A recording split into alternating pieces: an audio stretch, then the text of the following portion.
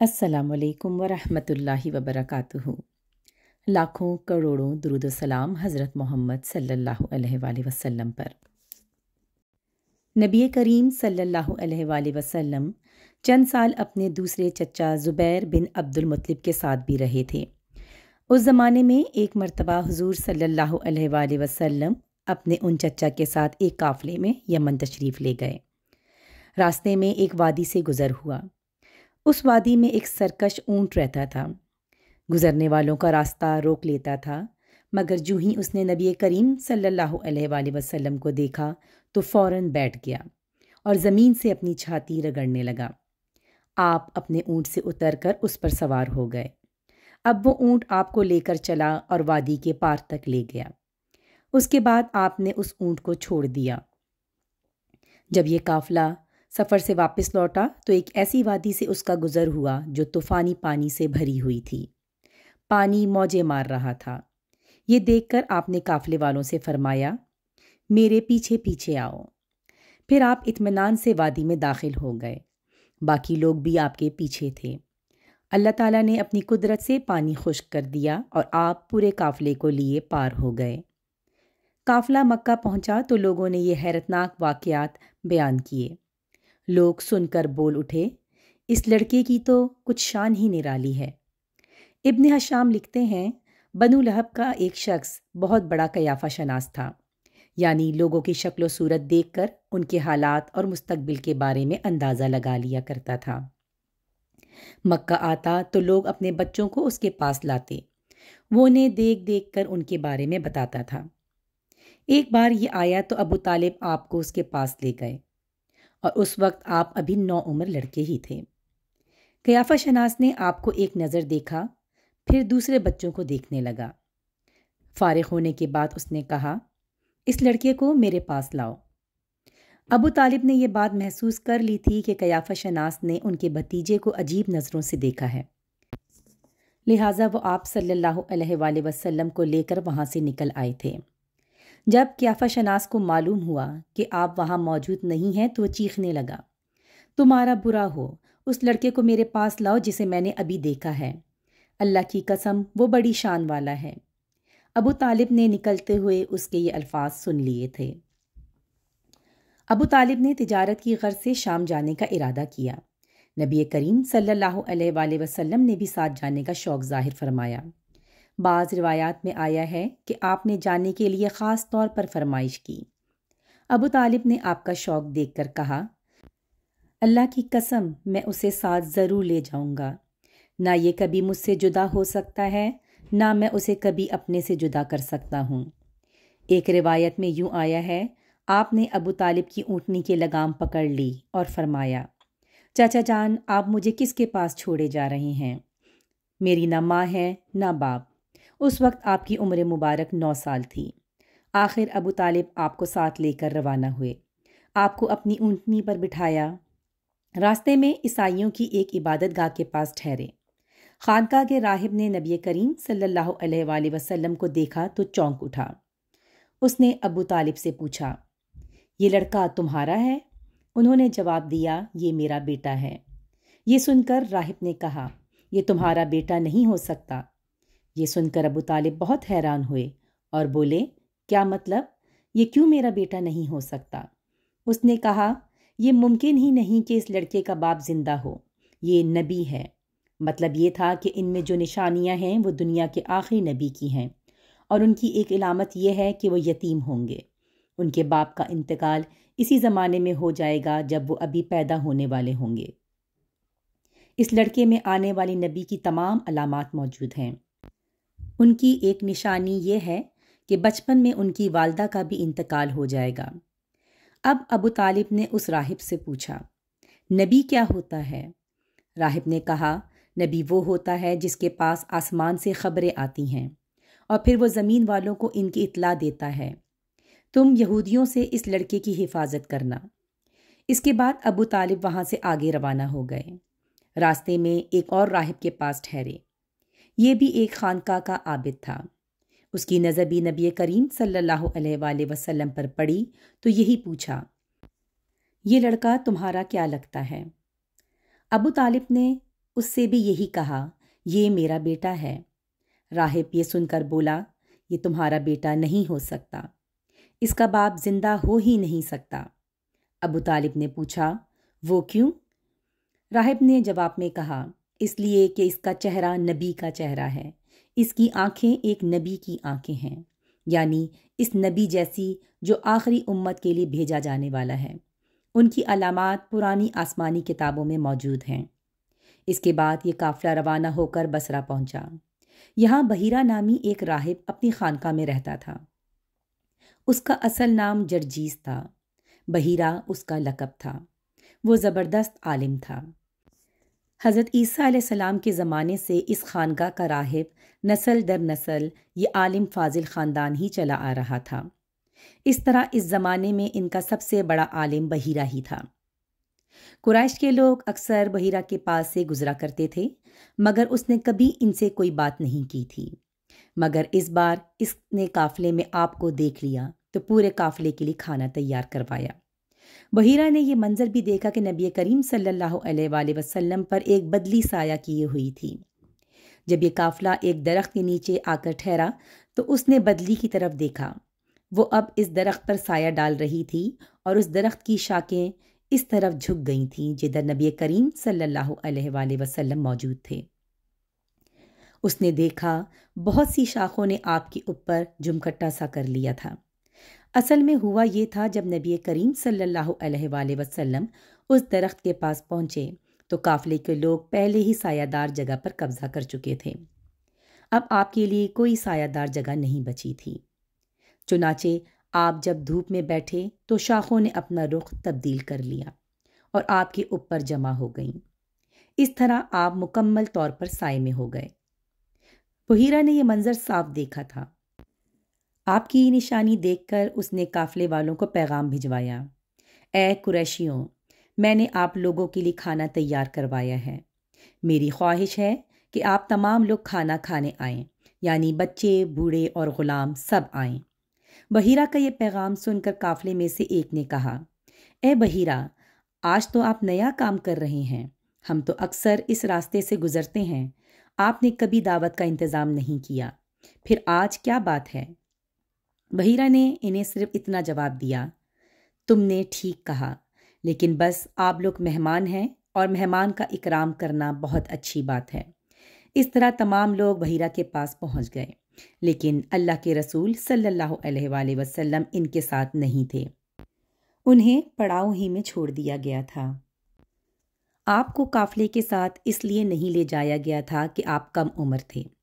آپ وہیں درخت کے نیچے بیٹھ گئے۔ ادھر بحیرہ نے لوگوں کو دیکھا اور ان میں سے کسی میں اسے وہ صرف نظر نہ آئی جو آخری نبی کے بارے میں اسے معلوم تھی، نہ ان میں سے کسی پر وہ بدلی نظر آئی، بلکہ اس نے عجیب بات دیکھی کہ وہ بدلی وہیں پڑاؤ کی جگہ پر ہی رہ گئی تھی۔ اس کا صاف مطلب یہ تھا بدلی وہی ہے جہاں اللہ کے رسول ہیں۔ تب اس نے کہا، اے قریش کے لوگوں، میری دعوت سے آپ میں سے کوئی بھی پیچھے نہیں رہنا چاہیے۔ اس پر قریش نے کہا، اے بحیرہ، جن لوگوں کو آپ کی اس دعوت میں لانا ضروری تھا ان میں سے تو کوئی رہا نہیں، ہاں ایک لڑکا رہ گیا ہے جو سب سے کم عمر ہے۔ بحیرہ بولا، تب پھر مہربانی فرما کر اسے بھی بلا لیں۔ یہ کس قدر بری بات ہے کہ آپ سب آئیں اور آپ میں سے ایک رہ جائے، اور میں نے اسے آپ لوگوں کے ساتھ دیکھا تھا۔ تب ایک شخص گیا اور آپ کو ساتھ لے کر بحیرہ کی طرف روانہ ہوا۔ اس وقت وہ بدلی آپ کے ساتھ ساتھ چلی اور تمام راستے اس نے آپ پر سایہ کیے رکھا۔ بحیرہ نے یہ منظر صاف دیکھا۔ وہ اب آپ کو اور زیادہ غور سے دیکھ رہا تھا اور آپ کے جسم مبارک میں وہ علامات تلاش کر رہا تھا جو ان کی کتب میں درج تھیں۔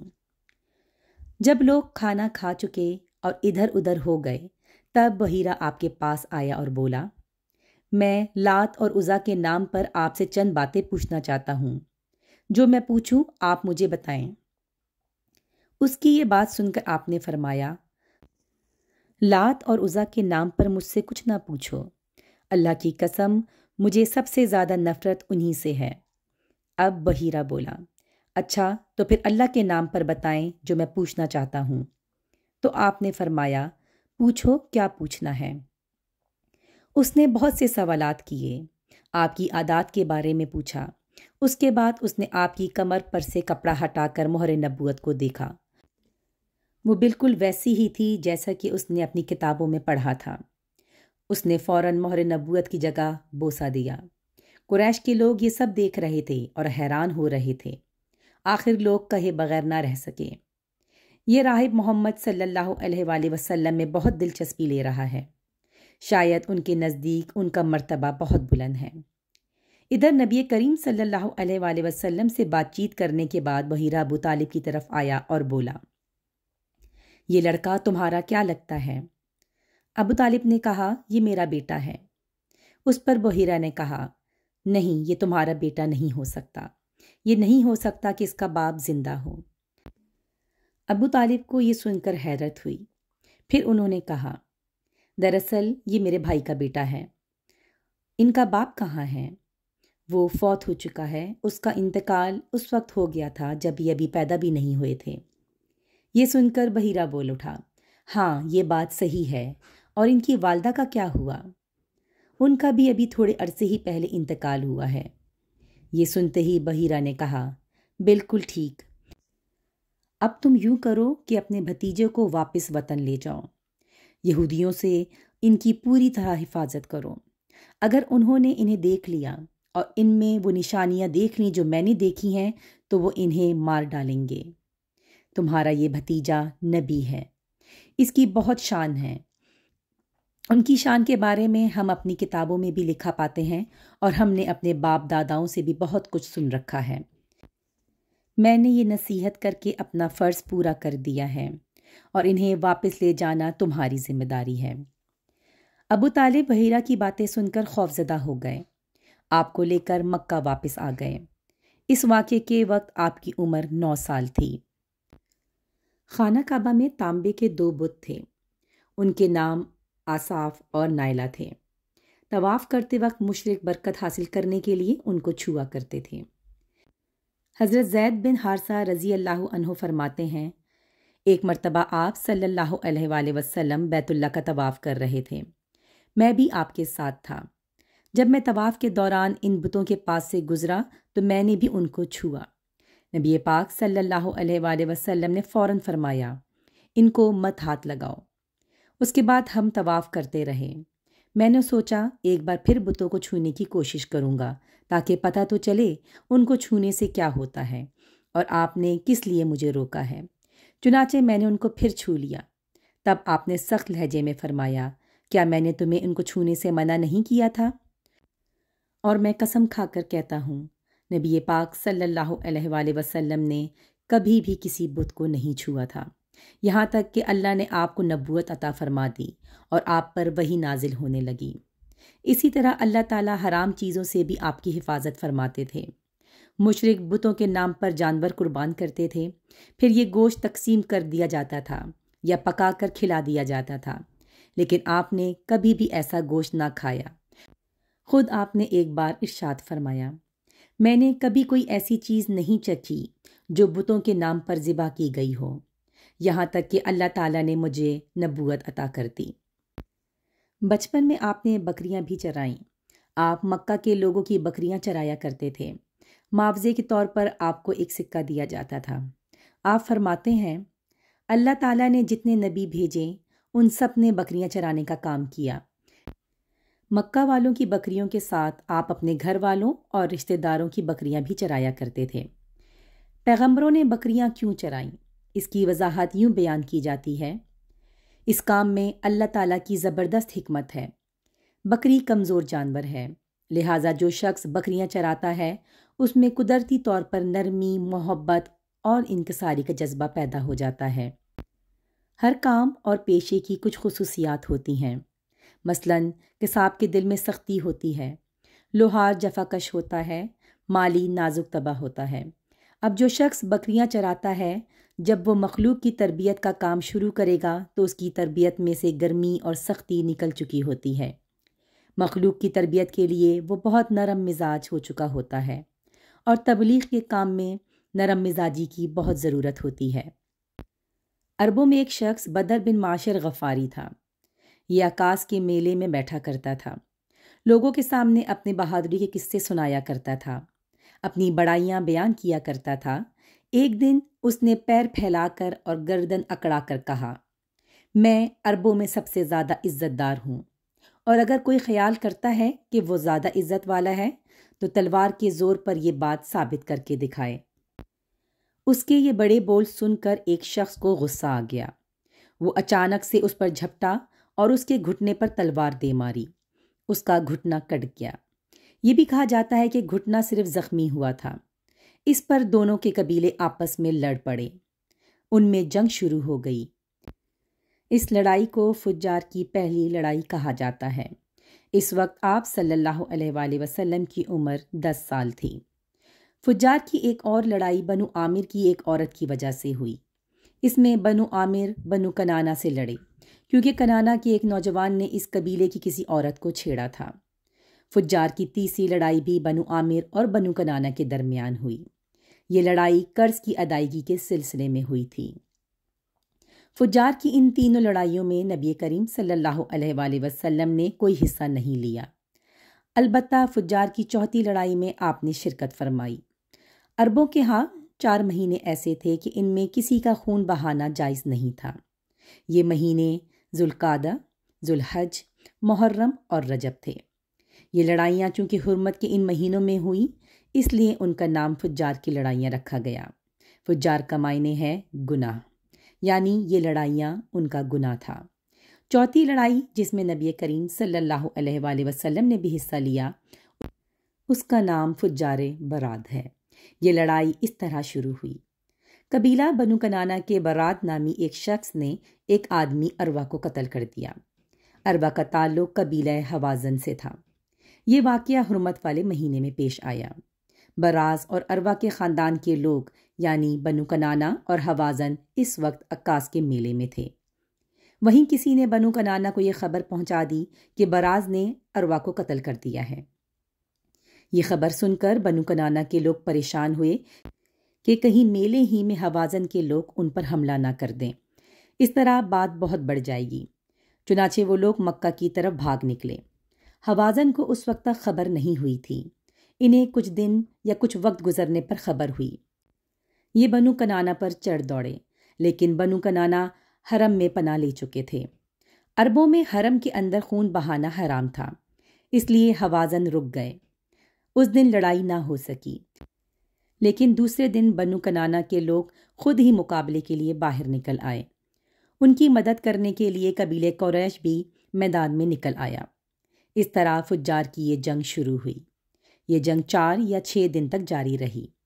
اب چونکہ قریش بھی اس جنگ میں شریک تھے، لہٰذا آپ صلی اللہ علیہ وآلہ وسلم کے چچا آپ کو بھی ساتھ لے گئے، مگر آپ نے جنگ کے سب دنوں میں لڑائی میں حصہ نہیں لیا۔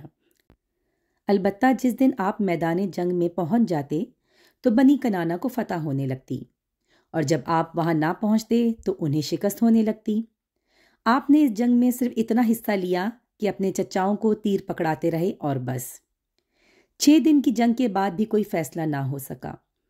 آخر دونوں گروہوں میں صلح ہو گئی، لیکن یہ کافی خون خرابے کے بعد ہوئی تھی۔ اس جنگ کے فوراً بعد حلف الفضول کا واقعہ پیش آیا۔ یہ واقعہ اس طرح ہوا کہ قبیلہ زبید کا ایک شخص اپنا کچھ مال لے کر مکہ آیا۔ اس سے یہ مال عاص بن وائل نے خرید لیا۔ یہ عاص بن وائل مکہ کے بڑے لوگوں میں سے تھا۔ اس کی بہت عزت تھی۔ اس نے مال تو لے لیا لیکن قیمت ادا نہ کی۔ زبیدی اس سے اپنی رقم کا مطالبہ کرتا رہا، لیکن عاص بن وائل نے رقم ادا نہ کی۔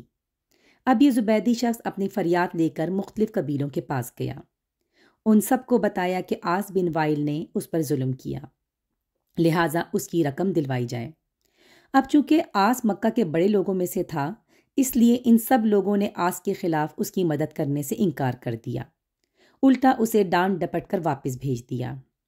جب زبیدی نے ان لوگوں کی یہ حالت دیکھی تو دوسرے دن صبح سویرے وہ ابو قیس نامی پہاڑی پر چڑھ گیا۔ قریش ابھی اپنے گھروں ہی میں تھے۔ اوپر چڑھ کر اس نے بلند آواز سے چند شعر پڑھے، جن کا خلاصہ یہ ہے: اے فہر کی اولاد، ایک مظلوم کی مدد کرو جو اپنے وطن سے دور ہے اور جس کی تمام پونجی اس وقت مکہ کے اندر ہی ہے۔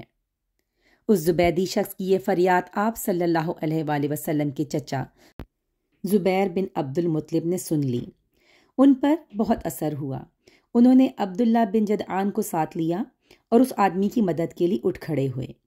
پھر ان کے ساتھ بنو ہاشم، بنو زہرہ اور بنو اسد کے لوگ بھی شامل ہو گئے۔ یہ سب عبداللہ بن جدعان کے گھر جمع ہوئے۔ یہاں ان سب کو کھانا کھلایا گیا۔ اس کے بعد ان سب سے خدا کے نام پر حلف لیا گیا۔ حلف کے یہ الفاظ تھے: ہم ہمیشہ مظلوم کا ساتھ دیتے رہیں گے اور اس کا حق اسے دلاتے رہیں گے۔ اس حلف کا نام حلف الفضول رکھا گیا۔ اس عہد اور حلف کے موقع پر اللہ کے رسول صلی اللہ علیہ وآلہ وسلم بھی قریش کے ساتھ موجود تھے۔ حضور اکرم صلی اللہ علیہ وآلہ وسلم نے اس عہد یعنی حلف الفضول کو بہت پسند فرمایا۔ آپ فرماتے تھے: میں اس عہد نامے میں شریک تھا۔ یہ عہد نامہ بنو جدعان کے مکان پر ہوا تھا۔ اگر کوئی مجھ سے کہے کہ اس عہد نامے سے دستبردار ہو جائیں اور اس کے بدلے میں 100 اونٹ لے لیں تو میں نہیں لوں گا۔ اس عہد نامے کے نام پر اگر کوئی آج بھی مجھے آواز دے تو میں کہوں گا میں حاضر ہوں۔ آپ کے اس ارشاد کا مطلب یہ تھا کہ اگر آج بھی کوئی مظلوم یہ کہہ کر آواز دے اے حلف الفضول والوں، تو میں اس کی فریاد کو ضرور پہنچوں گا، کیونکہ اسلام تو آیا ہی اسی لیے ہے کہ سچائی کا نام بلند کرے اور مظلوم کی مدد اور حمایت کرے۔